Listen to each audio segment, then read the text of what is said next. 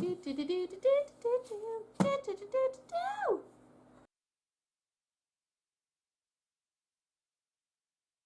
everyone, welcome to my channel. My name is Mary and today we're going to be talking about a series of books that was self-published. I think it's important to shine a light on authors who are out there doing it for themselves without the help of a publishing company, because they put themselves out there and accept full responsibility for whatever happens with their book. And I think that's such a cool thing, to have someone just take full responsibility for the content they create and put it out there regardless of what people might think. So without further ado, let's get into my indie series review of The Ancients. The first thing that I want to talk about today are the covers. They're obviously not professionally done. You can tell just because it looks like they cut images from other images and then pasted them on top of each other.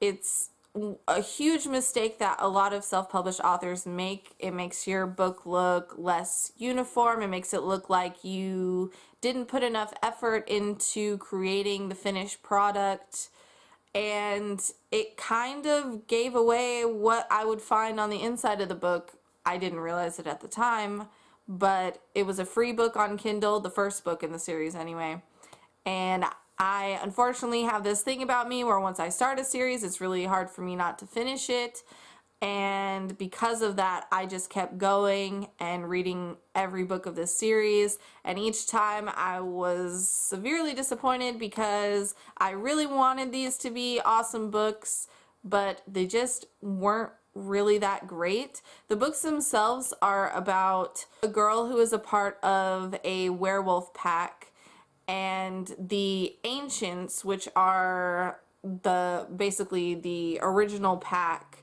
come into town, and she gets involved with one of them, and then in later books there's another love interest involved. So there's just a lot of cliches that you see a lot in other books like Twilight with Edward and Jacob, and with the Vampire Diaries, where you have the brothers who are competing for Elena's affection. I will say that I did enjoy the fact that these were quick reads.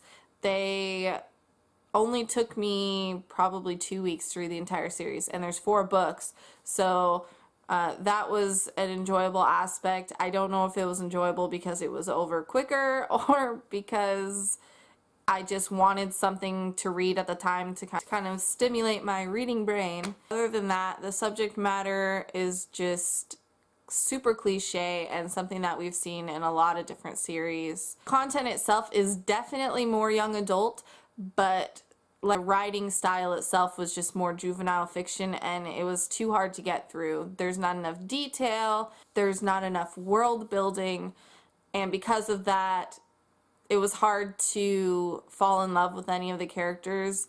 Honestly, I couldn't get into the relationships. I didn't know whether I was rooting for one love interest or the other because I wasn't really too fond of either of them. I will say that I respect Christine Butler for putting herself out there, and I think if she had spent a little bit more time on it, I would have been a lot happier in the end, because the books would have been more thought out and just better overall. Let me know in the comments below any indie series that you think I should read.